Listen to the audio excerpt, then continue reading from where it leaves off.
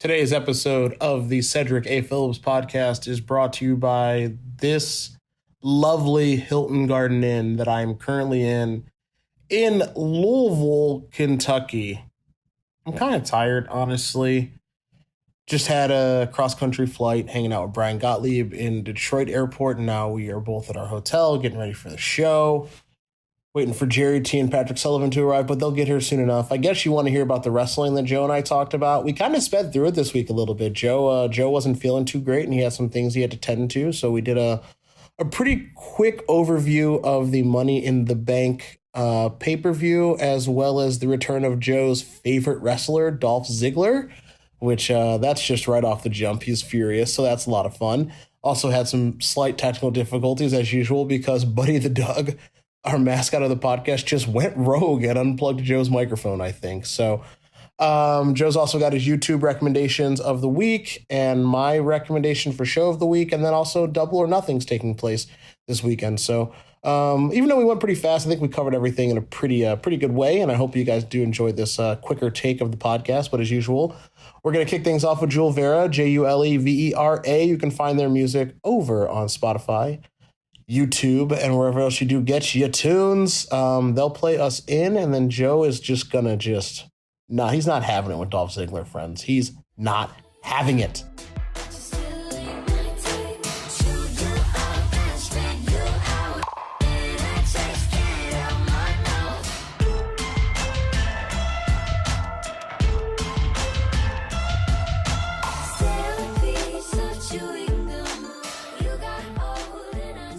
All right, everybody, welcome to another WWE episode of the Cedric A. Phillips podcast. I am your host, not Bray Wyatt this week. I'm not what was I last week, Joe? Probably something with Baron Corbin. No, I was the what's this name of the stupid house? What did you say when you were Yowie Wowie? I was Yowie Wowie last week. Instead, this week I am Here Comes the Pain, brought to you by Paul Heyman, and this week you are definitely Dolph Ziggler. Welcome back, Dolph, baby. Can you really be welcomed back when you never leave? You know he's been gone since the Rumble. Really? Since the Rumble? Wow. Since the Rumble. He's been gone for about 4 months. Did you miss him? No, but I will say, as a helicopter is flying by. What am I not allowed to do? Oh, his promo was pretty good. Well, I guess I won't say that then. I already had to have this conversation with a couple of other people. Okay. When was the last time Dolph Ziggler said something new in a promo? That last one he just did? Bullshit! He just, it should have been me. I'm the best. Let's transport us back to 2009 where Ziggler and Kofi Kingston fight each other a million times. Were those matches good? I don't remember. They were pretty good, yeah.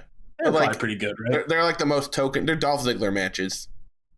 Wow, okay, so already this is going to be the Joey Bags heel hour, I think, here. This is going to be a sheer delight. What's to fucking like?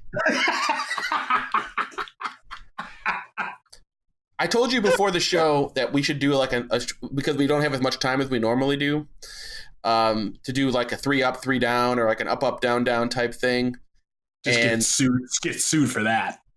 You don't get this. You still don't know how lawsuits work, do you? First of all, that was a joke, and obviously I don't know how lawsuits work. I'm a moron. My favorite thing, we used to have. Remember when we had the sports blog, and you're like, we can't use pictures. They'll sue us. I got tricked by someone on that one. You sure did.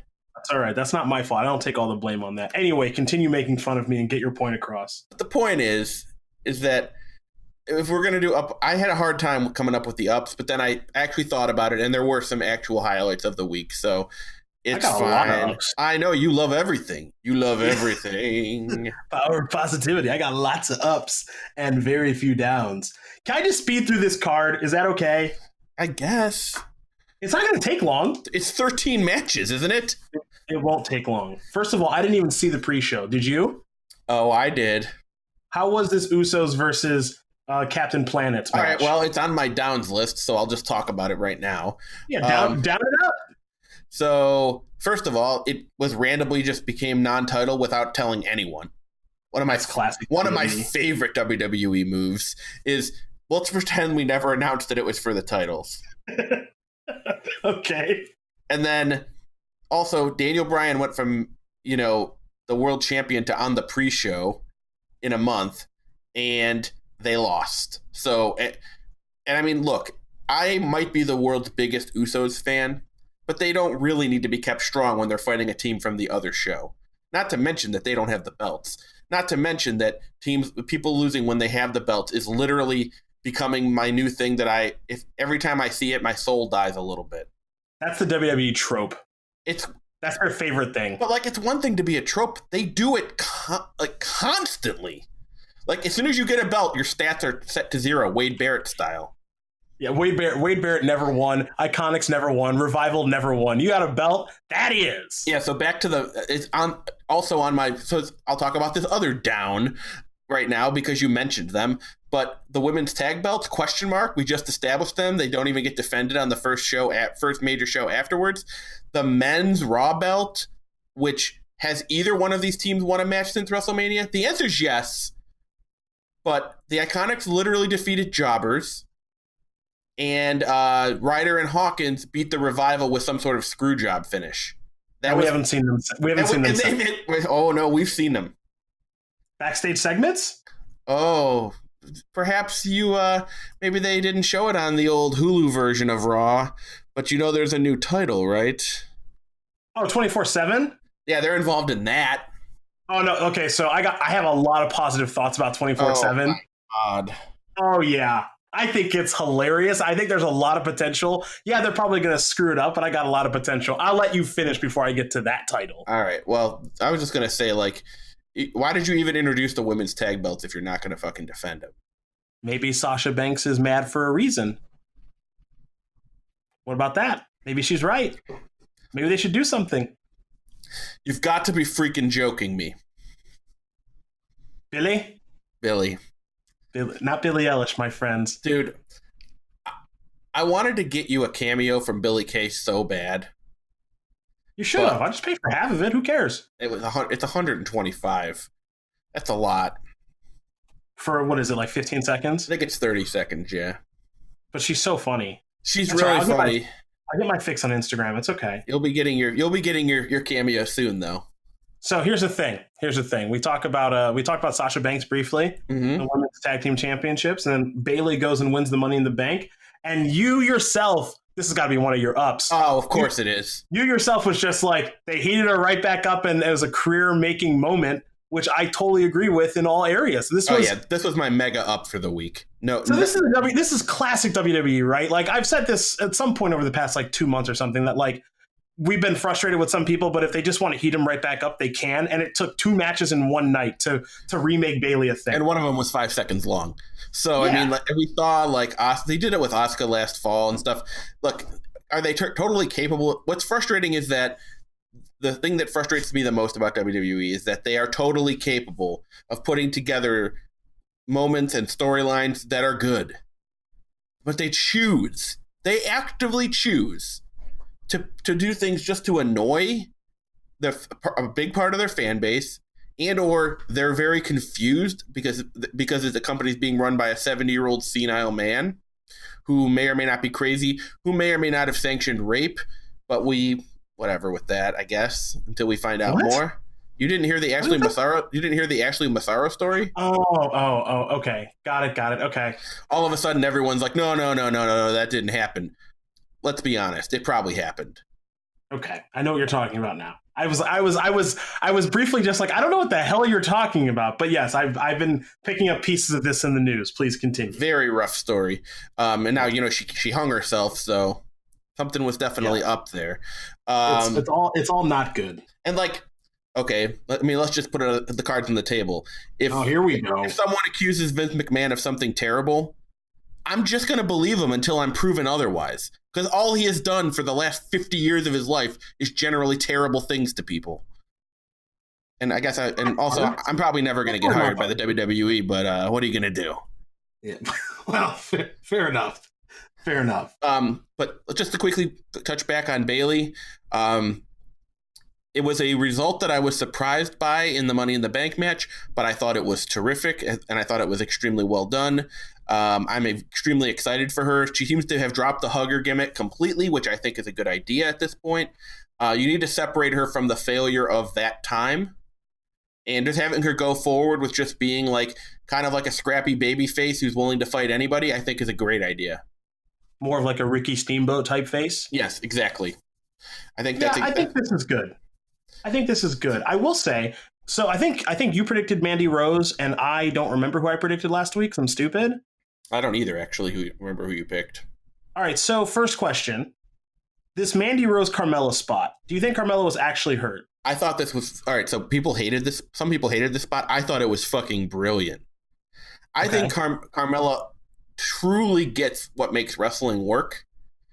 Okay. And, like... She broke the fourth wall just enough. Just enough. It wasn't like she was like shooting on Mandy Rose in the middle of the match. She just went like, get away from me, which is something that you might even still say in character. Yeah, sure. Okay. But then, she went out with an injury and came back. And I truly think that it was a work, or at least mostly a work. I think she went to the back, got her knee taped up. Whether or not she actually needed it or not, I'm not sure. That's a testament to her, by the way. And then she came back as a house of fire and beat the tar out of Mandy in the aisle, which I thought was great. Yeah, I mean, I'm biased because I think Carmella has improved by leaps and bounds, but I also feel like she actually understands wrestling, and there aren't that many of the current crop of female wrestlers. Many of them are very talented in the ring, but few have the background of wrestling that Carmella does. All right, so I agree with basically everything you said. It did look a little wonky to me. It was a little wonky. And then when she came back, it's like, okay, obviously this was some sort of spot, and maybe it didn't come off perfectly, but it's totally fine. I gotta say, man, I'm just really not digging Mandy Rose. Nah, me too. I mean, okay, there's no question she's ridiculously attractive, but I think she tries really hard, but I don't think she's quite there yet. She might be a little too ambitious with what she's trying to do in the ring. And I mean, if you look at her and Sonya, doesn't Sonya just seem like the star of the two?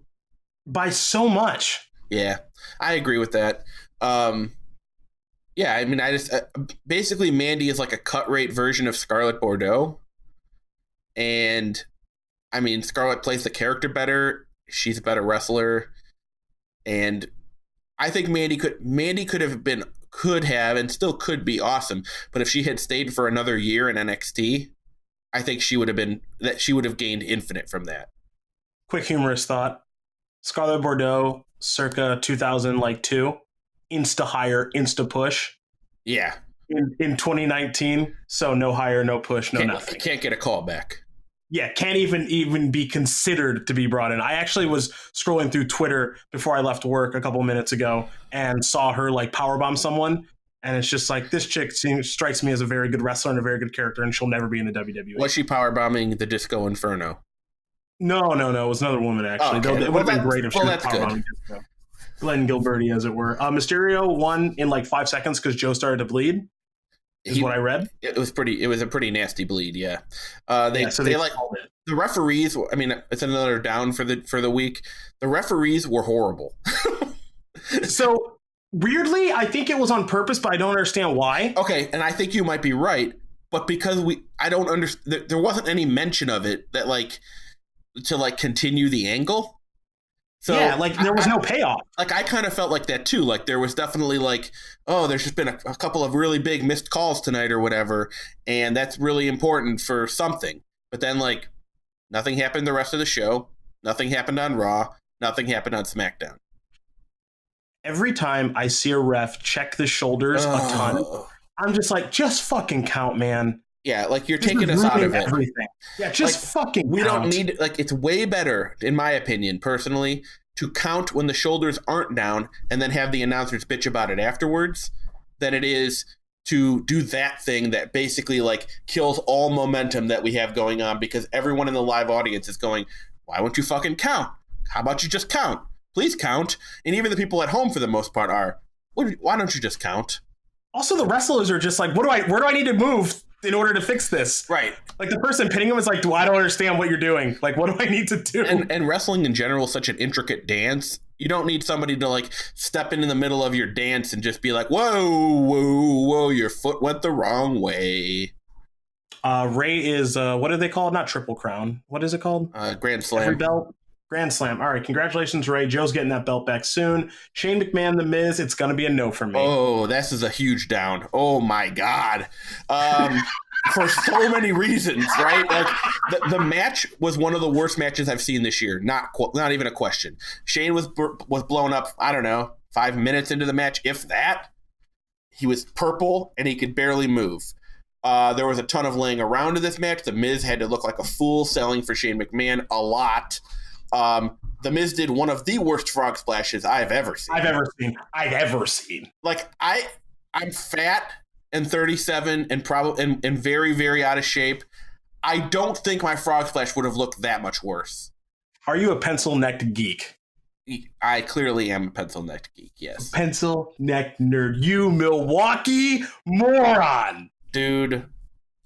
And then, of course, Shane McMahon wins the match. He won every part of the feud. What? And do you know why he did? Why? Because he's fighting Roman Reigns at Crown Jewel.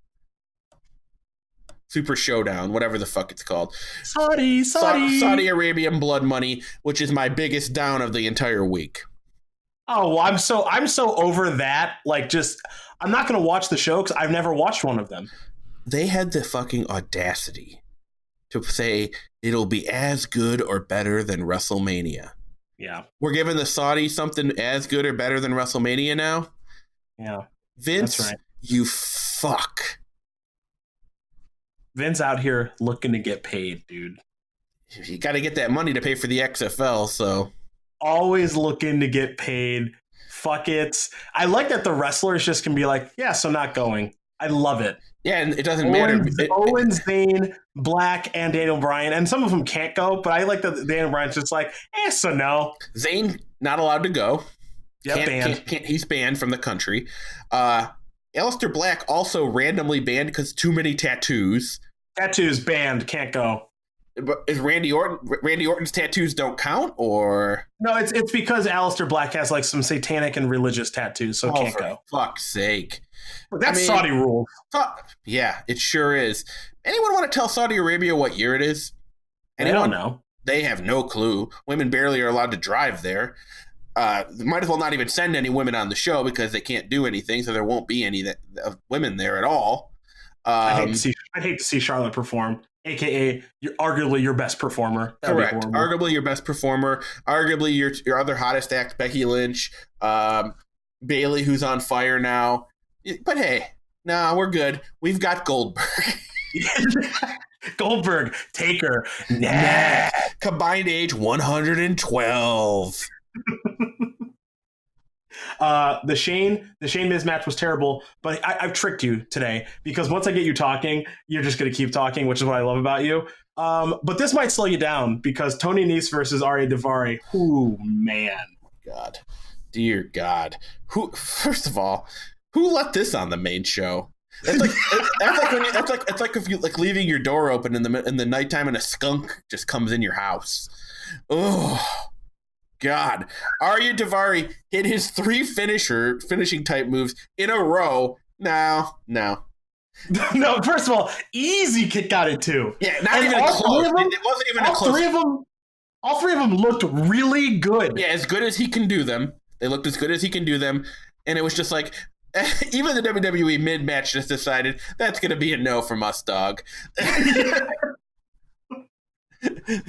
Because scrappy babyface Tony Nese is here with his 28-pack or whatever he's got going on there. So my buddy Christian was in town.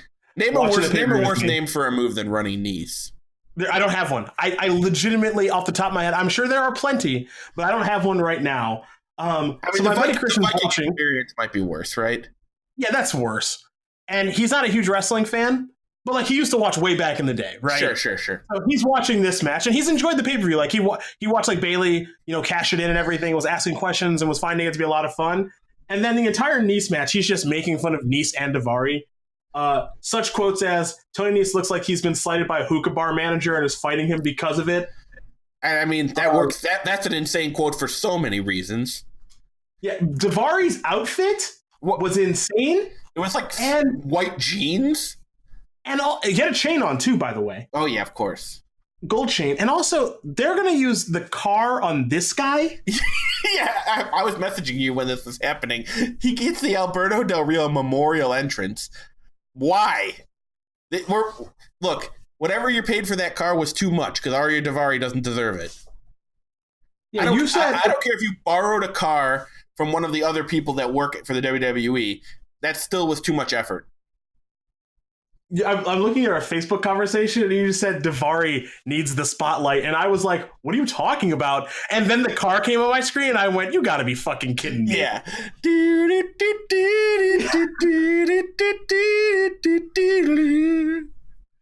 Both these guys, God bless them, they are not entertaining.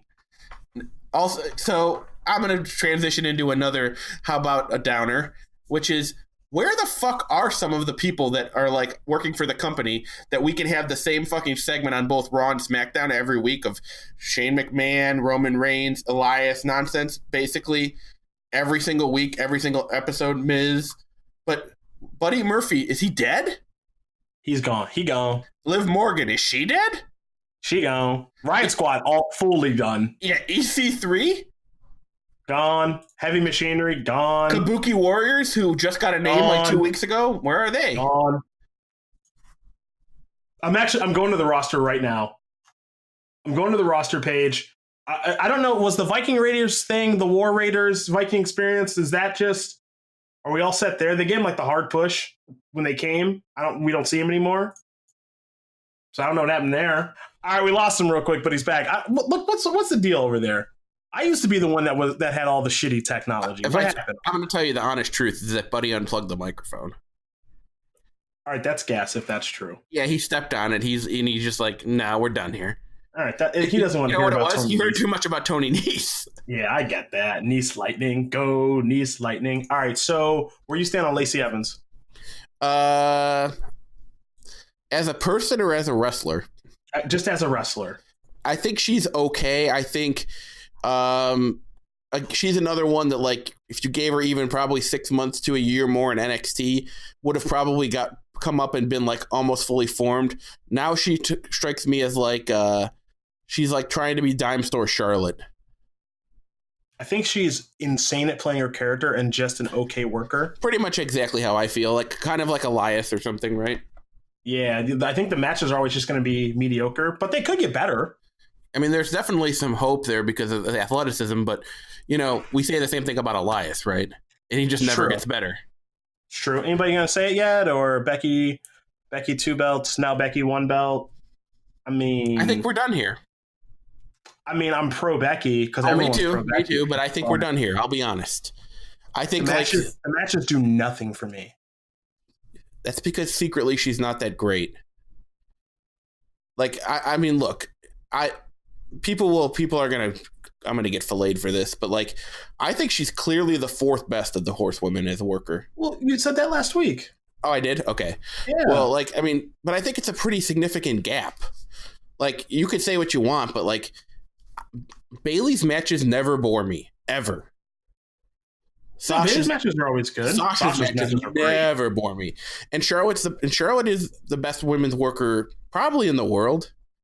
So, like, look, it's no shame to be the fourth best, but there are other women. I'd rather see Asuka, and I'd rather see any Asuka match than any Becky match.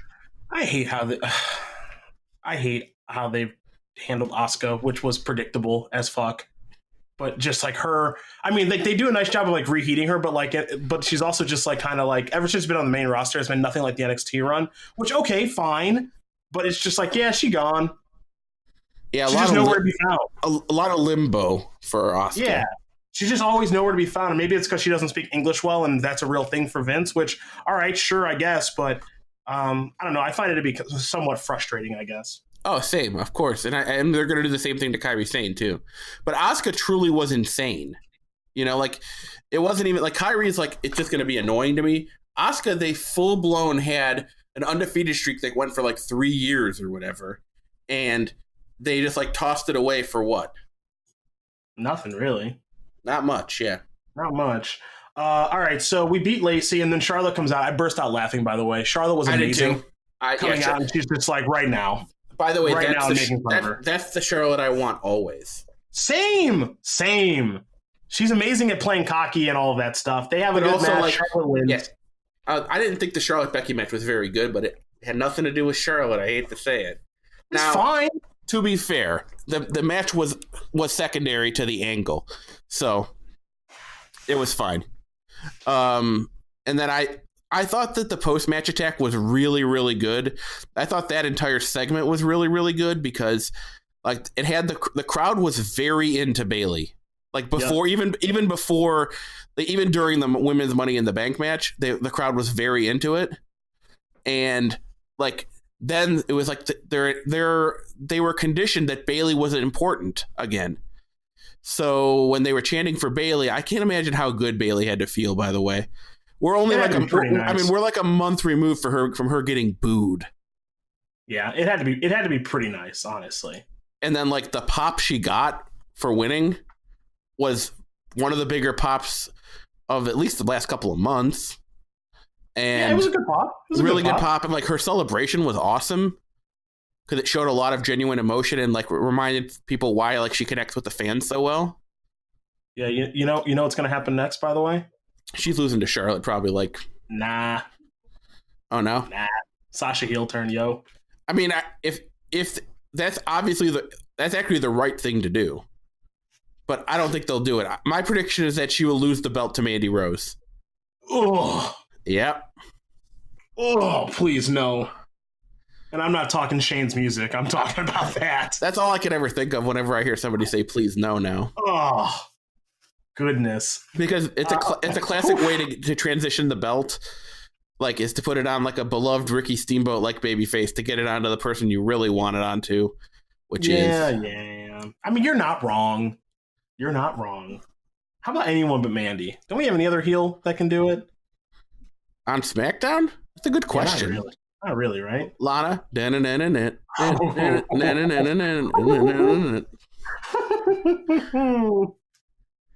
the way, we didn't get to mention during the women's Money in the Bank talk, but I thought Dana Brooke was awesome in that match. I think a lot of people were awesome in that match. I thought she was awesome, and I loved the fact that she was getting Dana chants, which made me really happy.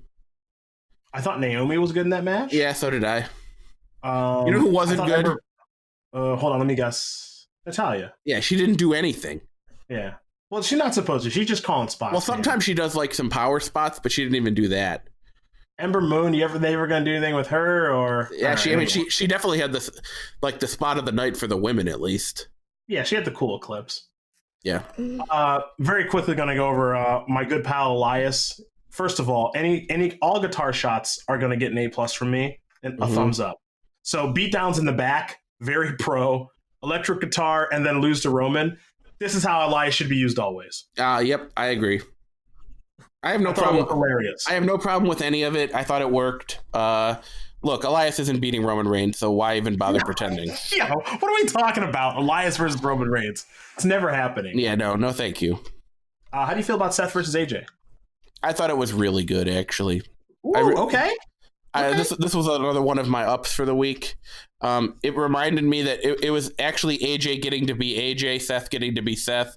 I thought that they told a really good story. I thought they left some stuff on the table so if they went to a future rematch, it'll still be there. And I thought that the match was really good and it had the right finish. I think Seth should win this match clean, which he did. I thought the match was good, and I agree with basically everything. I think the AJ heel turn comes soon, but not yet. Me too. Yeah, not quite yet. I think it comes after Saudi Blood Money V2. My God. Which I don't know if AJ's going to that. I hope he's not. Of course AJ's going to that. All right, cash them checks. Yeah. Fine, cash them checks. Your boy came out after this. Do you remember who? Was it Dan Matha? The answer, I'm sorry, is Lars Sullivan. Oh, I forgot. Yeah. Oh, yeah. This is his punishment. His punishment for all the terrible things he did is that he gets to beat up the Lucha House Party. One of whom is someone who he got into an altercation with. You're gonna get out there and you're gonna sell for me like crazy. Fuck That's this what company, you're gonna do. man. That's what you're gonna do. And also, who are the Lucha House Party fighting? I mean, in reality, like, so that was the best part is who were the opponents? Who would they have been? Really? Like, who would be challenging the Lucha House Party? 3MB. It might as well be. None of them were on. Actually, no. Drew was in the Money in the Bank. Never mind. He was probably backstage. The Wyatt family. Yeah, the Fireflies. I do wonder who they were supposed to battle because we will literally never know. No, right, we won't.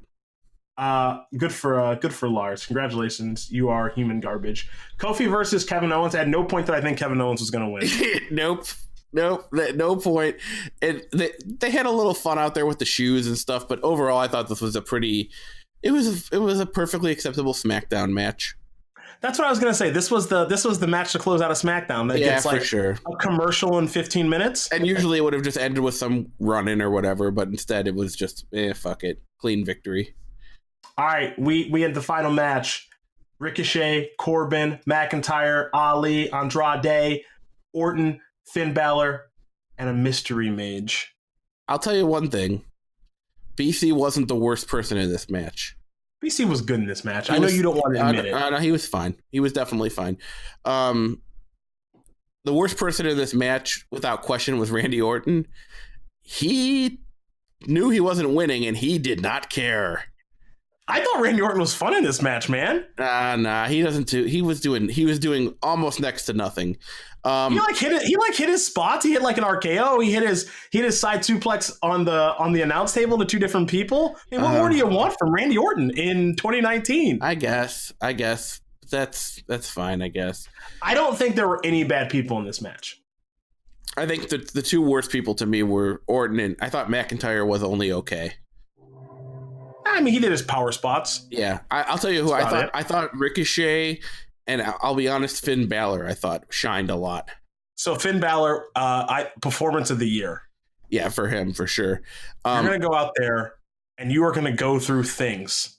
That's all you're going to do. I would have given Ali a high grade had he not been involved in the finish and looked like a complete fucking moron. So, okay, I'll get to that in a second. I do just think it's worth noting that Finn Balor basically got put through things that hurt the whole match and did nothing else. Mm-hmm. And for some reason, I find that to be extremely funny. Yeah, it was. He took the biggest beatings every time, and I was like, well, I don't know, he'll probably like fire up, and it's like, now he won't. No, just get put through something else that hurts. Yeah, and that's it, and then we're done with him. And as for Ali, look, it's not an enviable position where they're just like, yo, this dude, because I guess they told him before the match. No, but they didn't tell him who.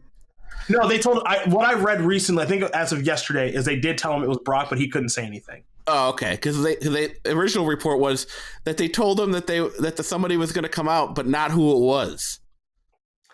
If you're Ali, who's like, I'm not going to call him green because he's very experienced, but like he is green insofar as the people he's in the ring with, he's the least experienced on this type of stage. He's also the least yeah, right. He's the least experienced as far as like cachet in the ring.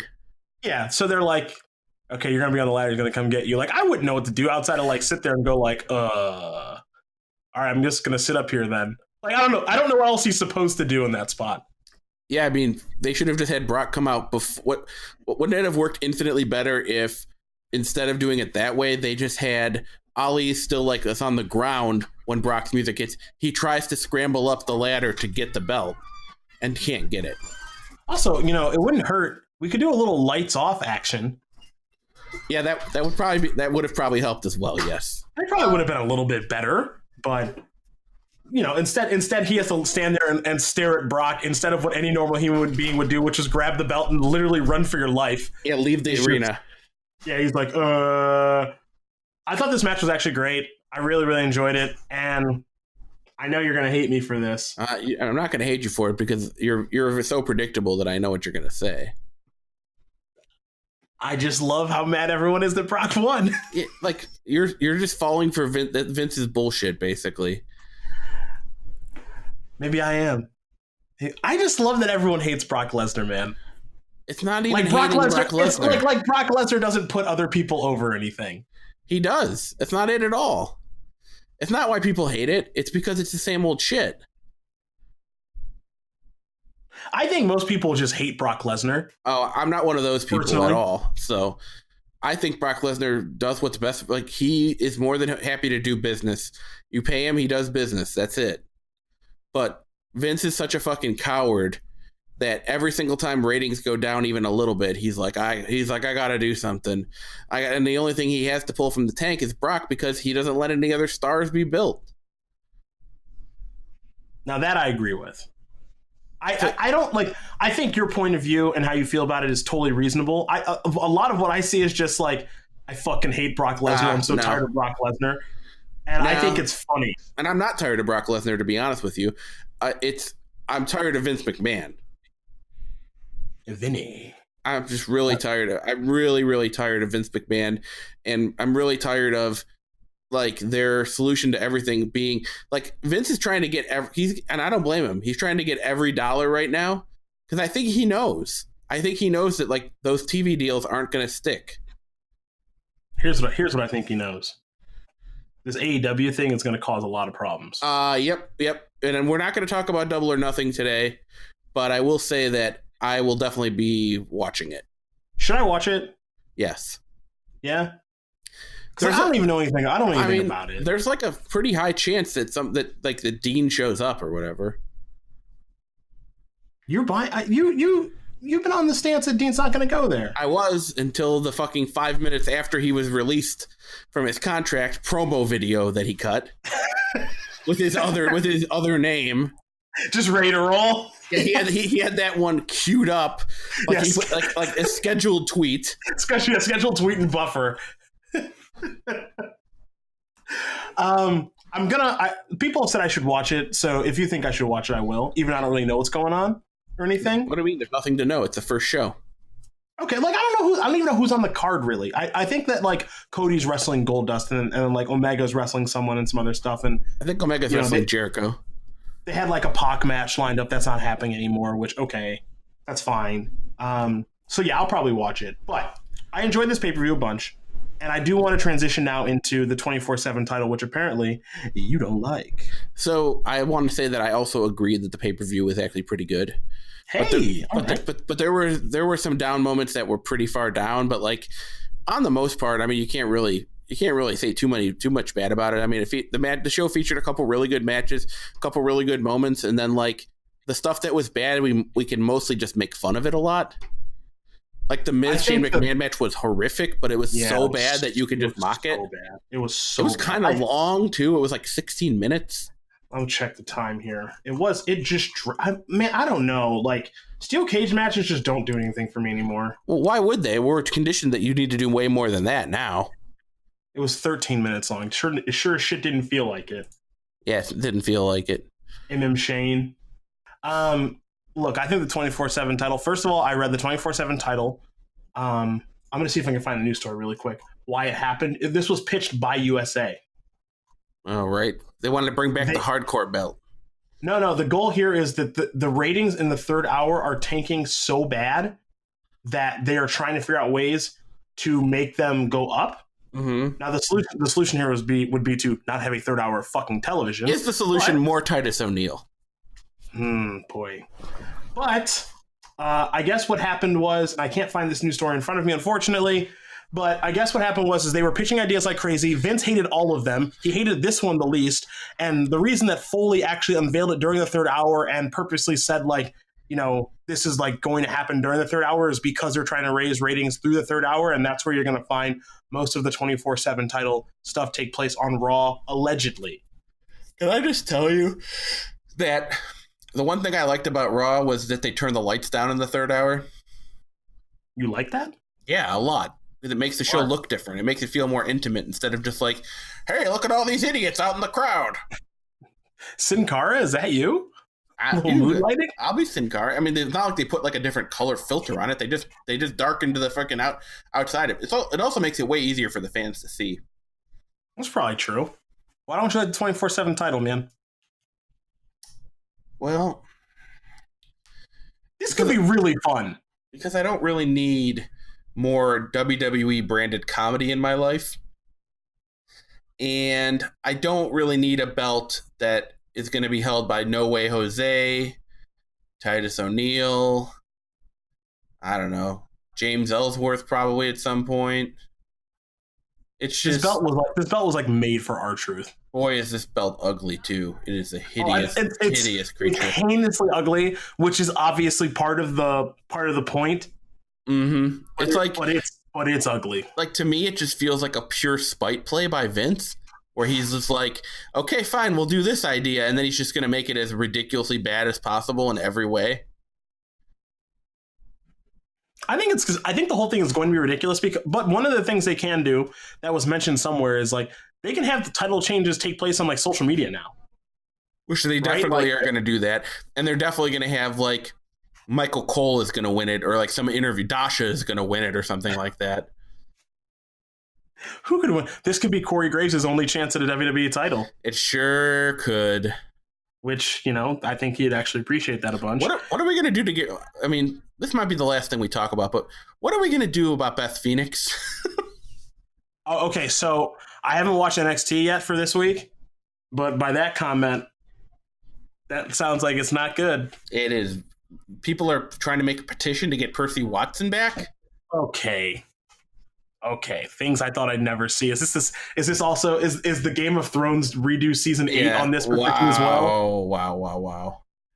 By the way, if you told me before the year that the WWE pay-per-view on the same night as the Game of Thrones finale would be better and more satisfying, I would have told you you're fucking crazy. But here we are. Here we are, dog.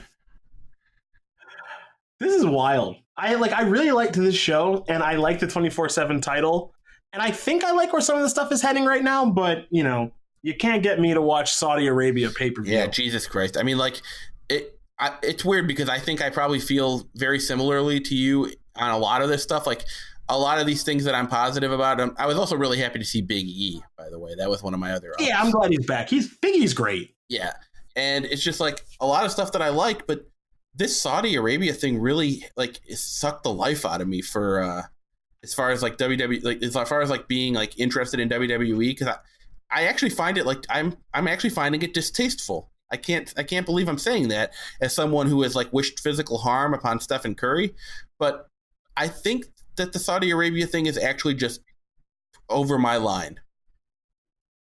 Well, I've never watched one of them. So there's been two, right? There's been the Greatest Royal Rumble. No, there's been two, yeah, because Super Showdown was on Australia. Super Showdown was Australia? Yeah, Crown Jewel is the other one. That's right, Crown Jewel's the other one. Okay, yeah. So Greatest Rumble Royal and Crown Jewel. I have not watched either. The what I've watched from those shows is Titus O'Neil slipping going into the ring. Mm-hmm. The Greatest Royal Rumble show was an average house show, I would say, with just a giant Royal Rumble at the end. And the Crown Jewel show was truly the worst show of the year. That was H's and Shawn Michaels, right? Yeah, versus the Brothers of Destruction. Oh, man. Okay. I mean, you really think 55-year-old Goldberg is going to do great? You think that match is going to be long? And what's the point of it?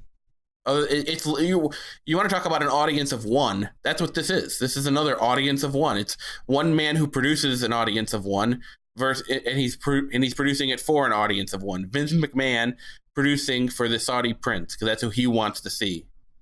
Well, guess what? Money talks. Here comes the money. Please no. Here comes the money. Dude, Shane McMahon, holy shit. We're fully there. We're pushing Shane McMahon against Roman Reigns. And he flat out told Elias he doesn't need his help. Yeah, that was nice. He's got Drew now. Mm-hmm. He's got Drew now. Yeah, how much Shane has this been? Are we on like almost 2? Are we almost 2 years of Shane now? I think we're past that, actually. Because like Shane's got to think about this. Shane's got the feud with. I think we're 3 years of Shane. Because Shane's got the feud with Undertaker. He fought AJ, and he fought Miz at WrestleMania. So he's been on the show for 3 WrestleManias. Also Kevin Owens. So he's feuded with all those people. Also, he was Daniel Bryan's tag team partner for his return match against Kevin Owens and Sami Zayn. Wait, that was at WrestleMania too. Mm-hmm. Are we on 5 years of Shane? It might be 4. It might be 4 years of Shane now. I thought he came back the Raw after WrestleMania the one time. No, he did. So, I mean, it might be 5 years. I mean, it's 4 WrestleManias, right? It's Taker, it's Styles, it's that tag team match, and then what was it this year? The Miz. And it was The Miz. So at least 4 years of Shane. That's a lot of Shane McMahon, bro. And he's been on screen a lot, too, during that time. He's taken up time on camera. And now he gets Roman. 49-year-old fucking Shane McMahon with his baby punches. Shane. It's tough. This is a lot of Shane McMahon. And he's like winning a lot. And the best part is like Vince McMahon used to make fun of the other promoters that promoted their kids. And then like eventually Vince would hire those kids and then just make them into foolish gimmicks. Like, for example, Meat is Stan Stasiak's kid. It's Stasiak's kid, yeah. Yeah. And Eric Watts, the Techno Team 2000, which is another horrible wrestler, but he got pushed because of his dad. Kerry Von Erich wasn't allowed to be called Kerry Von Erich. He was just the Texas Tornado for a while. Yeah, so it's funny because nobody can do that to Shane McMahon because there isn't anybody else. But I am hoping beyond hope, and I know that it's probably a false hope, that AEW it produces a viable alternative wrestling show that we can watch and talk about. How many people, and I'm not going to keep you much longer, I don't know if you have a YouTube show recommendation or any homework for the folks at home, but how many people do you genuinely think, because a lot of stuff that's been coming out recently is like, X-Wrestler is in support of AEW. Mm-hmm. You know, we've been seeing that a bunch over the past handful of weeks. How many people do you think are unhappy working in WWE that are like performers? Percentage? How about I give you a percentage? Yeah, sure. I'd bet like 15%. Okay. Are like legitimately like I want my contract to be over so I don't have to do this anymore. So I can go to AEW or somewhere else? Yeah. Okay. I do have a YouTube recommendation for the week. Hell yeah. Hit me. It's a channel called The Try Guys. All right, here we go. I'm going to Google this right now. TRY? Yep. Try Guys. And it's a specific series in the Try Guys. It's called Eat the Menu. Loading. Oh, that's loud. Okay, let's see. Uploads, popular uploads, Game Time, Parenthood, collabs. No, you want Eat the Menu. Just look up Eat the Menu. All right, let me try that. Try Guys. They have merchandise, apparently. Yeah, they used to work for, I think, BuzzFeed, so they have a huge following. Yeah, this channel has like 5,000 or 5 million followers, which is a lot. Okay, so Keith eats everything at Taco Bell. Yes, these are the videos you want. Oh boy. So it's a guy. It's one of the guys going to different places and ordering everything off the menu. The especially great video is the Olive Garden one. I highly recommend that one. That one's unreal. I just clicked on it. I'm definitely watching it after we're done. Like they get a U-Haul trailer. They set it up in an Olive Garden parking lot and order infinite takeout, and he's just like forced to eat all of the different things on the menu. It's very, very funny. Okay. I'm a big, as you may know, I'm a big Olive Garden fan. I'll be honest, all of them were really funny, but the Olive Garden one I loved the most because of the circumstances where they ate it. Like they decorate the freaking U-Haul trailer with like Italian stuff. It's very good. How'd you find this? I don't know. I think I got it recommended to me like when I was watching Hot Ones. Like I think it was like you might also like, and guess what? I did also like. Ah, yes, they got you. Yeah, in the tornado. And a quick bonus recommendation. I also have been watching a lot of like the Bon Appetit YouTube channel. Okay. But there's a very specific video that I like the most, a video series that I like the most, and there's a pastry chef on there that recreates like super commercial things.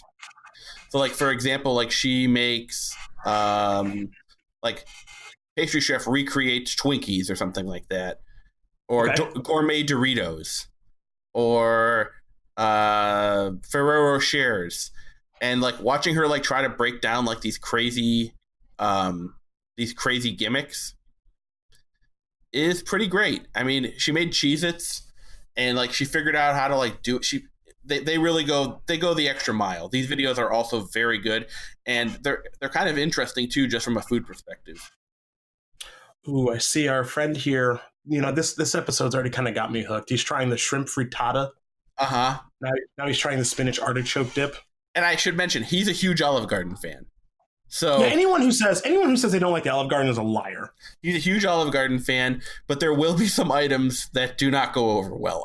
It's a spoiler, but I will say that Olive Garden does have some bad items, but anyone who's like, the Olive Garden, gross. Guys, it's salt and butter. You're lying. Yeah, you're lying. You're lying. You're lying. The fried mozzarella, that does not look very good. That looks... Actually, it does look kind of good now. It's so great because, like, there's so many variants on fettuccine Alfredo that he has to eat, and it's good. I might end up with the OG tonight. All right, my quick nonsense of the day is I'm watching a show called Letterkenny. Have you ever heard of this? I've heard of it. I've never seen it. I don't... So, weirdly, even though we've been friends for 20 years, I don't know if this humor is in line with something you would enjoy, oddly. Okay. It is Canadians talking like Canadians. I don't even know how to explain the show. Let me go to Letterkenny. The show is okay. So you really like The Office. Mm-hmm. So I think that style of humor, and you liked Arrested Development. Mm-hmm. Okay, it's in play that you will like this show. Here's the overview. Letterkenny revolves around the antics of the residents of a small rural Canadian community called Letterkenny.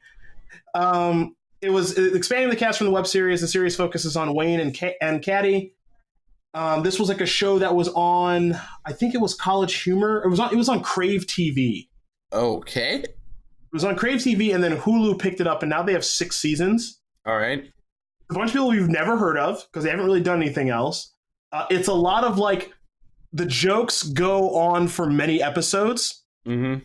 Which is like some of my favorite TV is like they'll make a joke in one episode and then it comes back up in like 4 episodes later, and then it's just a thing throughout the rest of the show. Like fucking The Office with, what does Michael Scott always say? That's what she said. That's what she said. Yeah, it's like stuff like that. But it's Canadian, so they have like their own slang and shit that they say. Yeah. I think there's a good chance you'll like it. If you like the first season, and all the seasons I think are 6 episodes long, then you'll think it's completely ridiculous. And Worth is just fully in now. I'm sure I would like it, actually, to be honest with you. Just looking at it, it seems like I would enjoy it. Yeah, it's pretty absurd, but I think it's very funny. And apparently, like this show like happened in like 2016, and just no one told me, so I'm catching up. And I actually don't. I can't believe I'm going to say this. I don't think I have any nonsense for you. No stories of me being a complete moron. I'm not that surprised, actually. But you didn't travel at all. And I know you didn't go to Spokane. I did not go to No Can. No. I didn't have it in me. Final weird recommendation for me for the week. Did you know there's a show that shows live police that's on for 3 hours on Friday and 3 hours on Saturday? What do you mean by live police? It's called Live PD, and literally it's like the Red Zone channel of police. What? Like there's like a studio with a host and a bunch of like cops. And they've signed up to like they have like all these police departments across the country have signed up to do this, and they have film crews with them, and there's like 8 of them at every single episode. And like the guy in the studio is like, let's head over to Spokane, Washington now, where we've got a traffic stop with blah blah blah, and like they show it, and like it's like watching a live episode of Cops. Holy shit! This thing has 366,000 Twitter followers. It's very, very insane. And I'm sure there is some production shenanigans that go on this show, but like, it's really funny to watch like someone just getting lit up by the cops like live, and then they go back to the studio, and like the police in the studio will be like, well, you know, you can't do that or whatever, and Well, that's just that person's fault. Like that's amazing. Like there was a lady in the one episode. They went to like serve her a warrant, and she tried to hide in the bushes. But the police had a dog with them, and the dog just immediately went to the lady, and she just stands up and she just doesn't have a top on, and she's like high as fuck. And the police are just laughing, and then they're like after they give her the thing or whatever, they're like, she's a hoot, and it's just like she is a hoot. Yeah, it's a pretty good show. Fair enough. That's all we got this week. Might be back next week. Not sure. Also, I'm coming to Cleveland next Thursday. I think you know that, though. I did not know that, but that's game. So I'm coming to Cleveland next Thursday for a wedding that happens on Saturday, which is the same day. Oh, yeah, right. It's the same day as NXT TakeOver. So I'm thinking skip the wedding or... I mean, definitely leave early.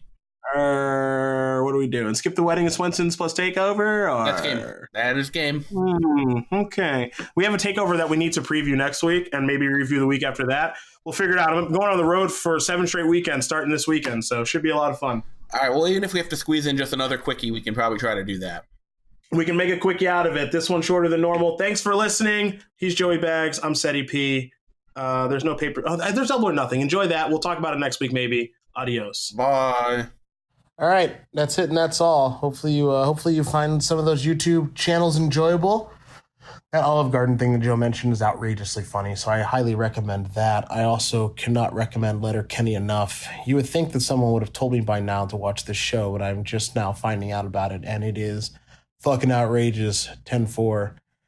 Let's see. SoundCloud, Stitcher, Spotify, iTunes, YouTube now. I got a YouTube page at youtube.com/Cedric A. Phillips, where you can find the podcast as well. So feel free to check all those out, subscribe, all that good stuff, rate and review on iTunes, leave some feedback. You love it, you hate it, you can't get enough of it.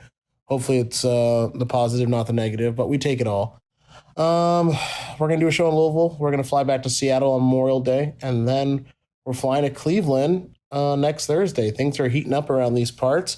Might be able to do a live show with Joe. That would be a lot of fun. Got to do a preview of NXT TakeOver, which will obviously be a great show. So there's a lot on the docket, as I can't believe it. It's summertime already. This year is moving by way too quick. It's going to be 2020 before we know it. Hopefully Double or Nothing is great. Hopefully your day is great. Jewel Vera will take us away. And as usual, be excellent to one another.